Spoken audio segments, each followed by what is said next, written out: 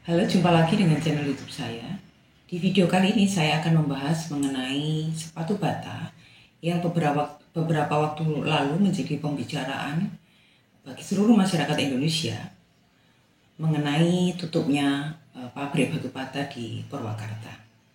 Saya kali ini memberikan judul dari video ini adalah inovasi itu tidak bisa mendadak.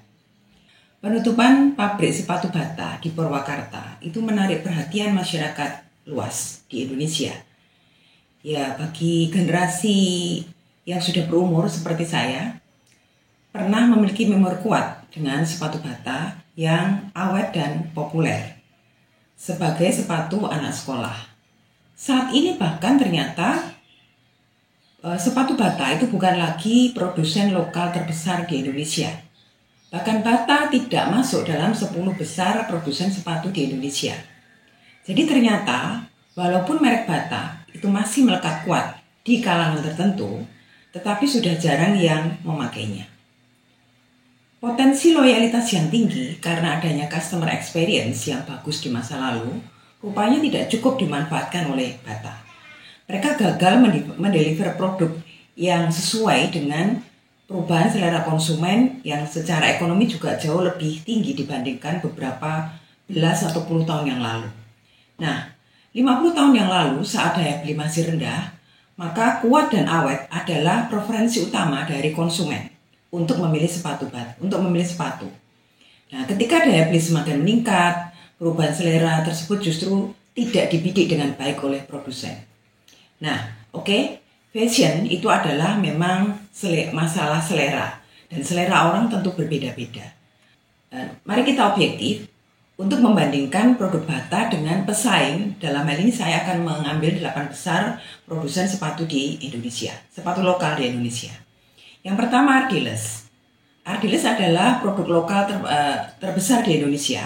Produk dan iklannya juga masih terlihat sampai saat ini. Ini beberapa produk dari Ardiles. Kedua Piero. Nah, ini termasuk juga produsen sepatu yang atraktif. Nah, perhatikan bagaimana model-model sepatu yang dibuat. Karena sepatu bukan saja sebagai fungsi saat ini, tetapi juga masalah model.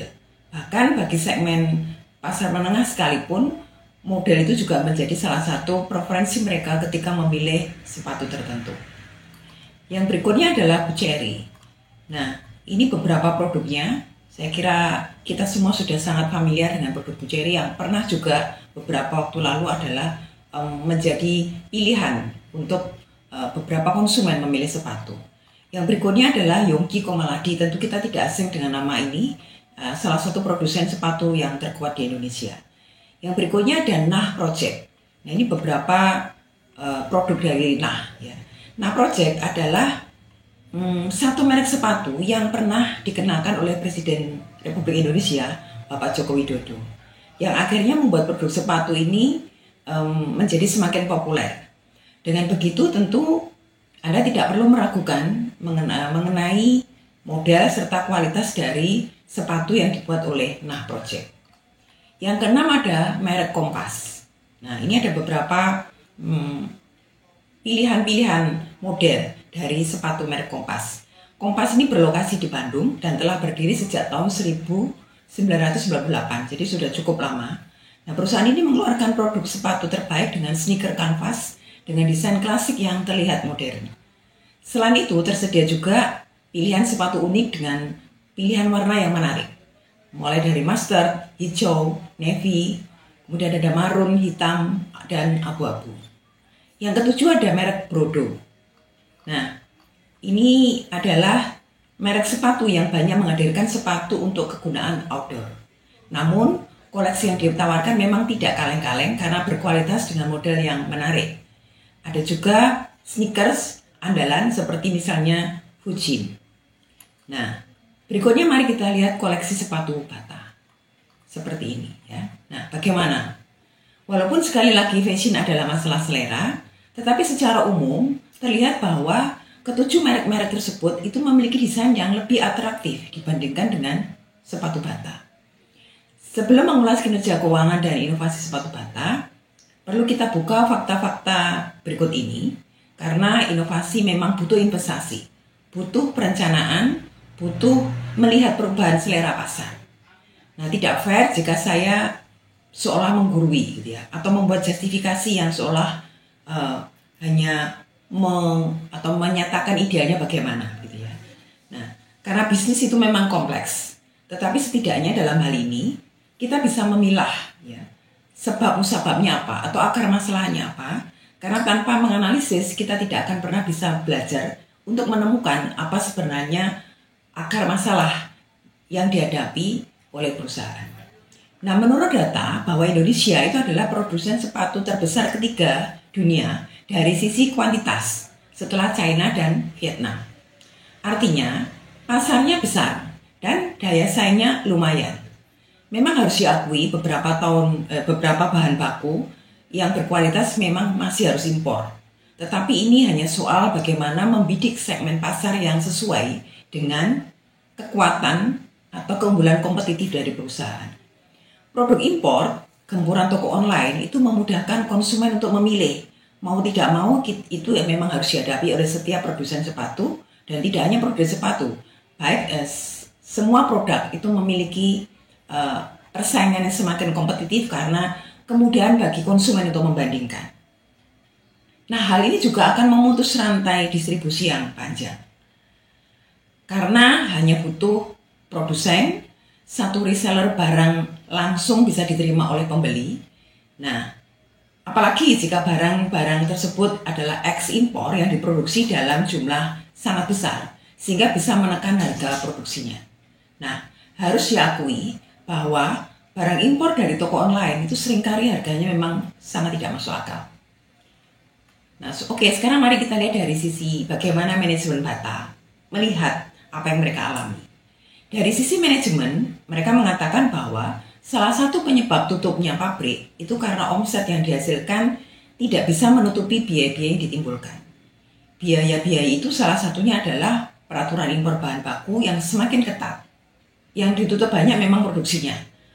Tetapi Bata sendiri sebenarnya masih berjualan sepatu di Indonesia. Nah, tentu saja pada akhirnya penutupan pabrik bukanlah keputusan mudah.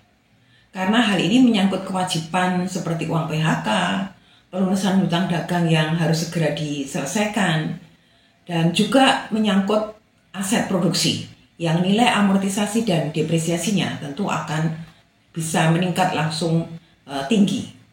Nah, mari kita lihat bagaimana kinerja perusahaan selama periode 4 tahun, mulai dari 2020 sampai dengan 2023. Sebagai catatan, pada tahun 2021 adalah puncak dari pandemi COVID-19. Nah, mari kita perhatikan bagaimana kinerja dari penjualan, biaya, dan rasio laba sepanjang tahun 2020 sampai 2023. Kalau kita lihat dari tabel di samping, dapat dikatakan bahwa kinerja penjualan perusahaan itu membaik dari 438 miliar rupiah menjadi 643 miliar atau naik sekitar 46,8% di tahun 2022. Nah, kemudian turun di tahun 2023 menjadi 609 miliar rupiah atau turun sekitar 5,3%. Tetapi kinerja penjualannya tahun 2023 sebenarnya masih jauh lebih baik dibandingkan tahun 2021. Kalau kita lihat dari rasio harga pokok produksi dibanding dengan total penjualan terendah terjadi pada tahun 2021. Jadi apa sebenarnya yang terjadi? Kalau kita lihat dari rasio harga pokok produksi dibanding total penjualan, itu terendah terjadi pada tahun 2021 saat puncak COVID-19. Nah, hal ini wajar karena saat itu banyak pabrik berhenti produksi sehingga biaya produksi turun walaupun penjualan masih terjadi. Nah, jadi sebenarnya COVID-19 di satu sisi banyak menolong Bata untuk menghabiskan stok barang yang ada di gudang. Nah, analisis ini bisa dikatakan terkonfirmasi jika kita lihat dari rasio inventory dibandingkan dengan current asset. Pada tahun 2022, ketika pabrik mulai berproduksi normal, terlihat bahwa perusahaan berlebihan dari sisi inventory atau stok, yaitu stok dari barang-barang yang siap dijual atau barang dalam proses produksi. Nah, masalahnya adalah tren yang menunjukkan jika pabrik berproduksi normal, maka stok barangnya akan menjadi menumpuk. masalah stok berlebihan sebenarnya sudah terlihat di tahun 2020 yang pada saat itu COVID belum mencapai puncaknya. Nah, sebenarnya rasio HPP pada tahun 2023 itu lebih rendah dibandingkan 2020. Artinya sebenarnya terjadi efisiensi biaya produksi. Tetapi terlihat ada kekhawatiran penjualan tidak akan membaik secara signifikan. Itulah sebabnya mereka menghentikan pabrik produksi, dan itu dianggap yang paling logis. Dan perusahaan kemudian fokus untuk melakukan penjualan pada toko-tokonya. Nah, rasio biaya operasional cenderung turun ketika total penjualan naik. Sehingga manajemen menarik kesimpulan lebih baik fokus pada penjualan dan menghabiskan stok yang lama untuk memperbaharui model-model stok baru yang dianggap sudah kuno. Nah, di awal video saya sudah memperlihatkan bahwa produk-produk bata yang dijual di toko online itu kalah up to date dari sisi modelnya dibandingkan dengan merek-merek lain. Pertanyaannya adalah, apakah fokus pada penjualan dan menghabiskan produksi atau stok itu akan menolong kinerja perusahaan ke depan? Nah, mari kita lihat datanya.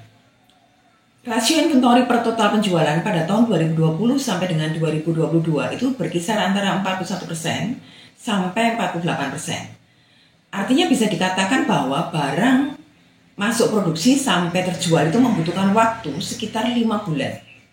Angka yang tidak bisa dianggap bagus karena perputaran uang menjadi sangat lambat. Jika stok dikonversikan sebagai bunga bank, artinya net profit perusahaan harus lebih tinggi dari biaya bunga selama 5 bulan. Nah, apa solusinya?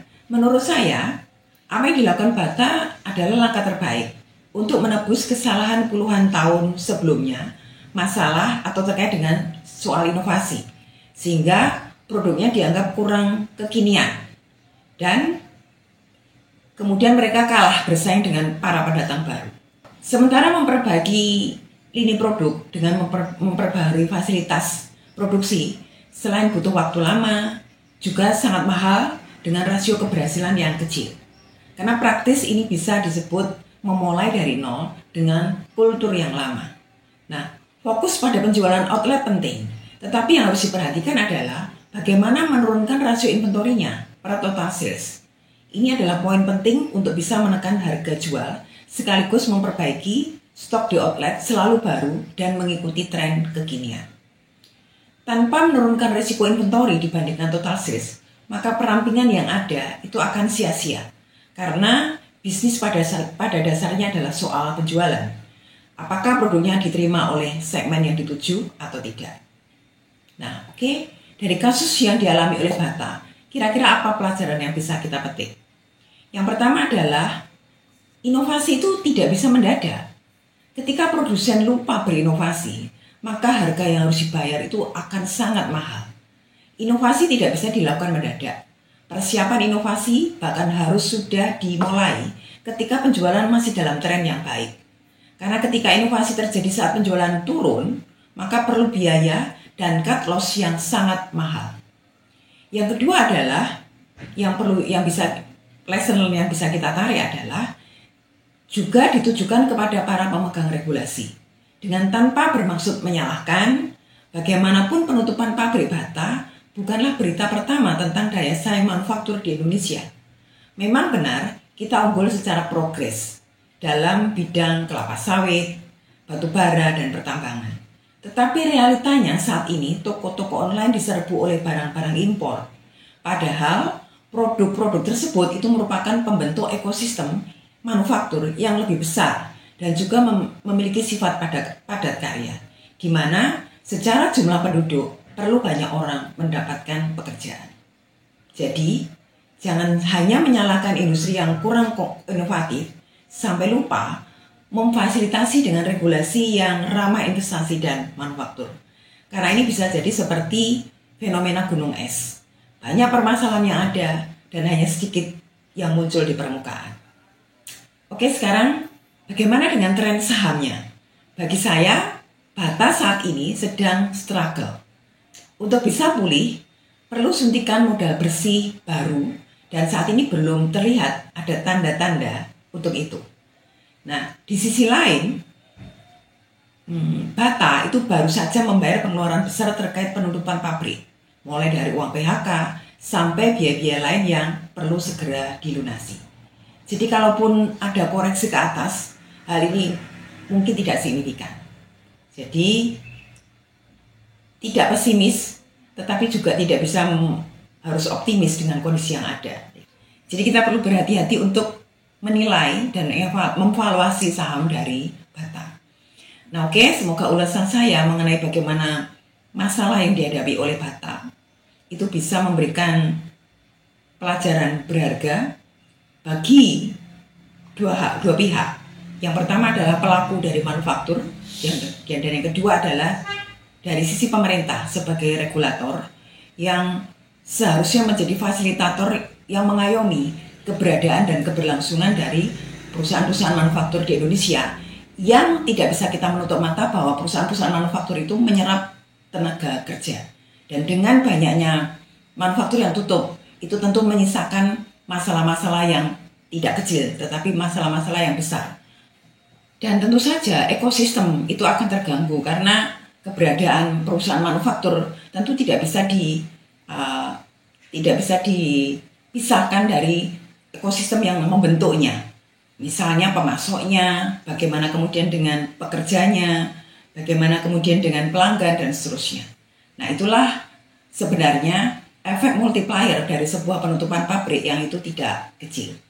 Secara sosial itu berdampak sangat besar. Semoga ulasan ini akan memberikan wawasan bagi Anda untuk mengambil keputusan, khususnya jika Anda sekarang sedang memegang saham dari Bata. Oke, terima kasih sudah menyimak. Sampai jumpa di video-video berikutnya.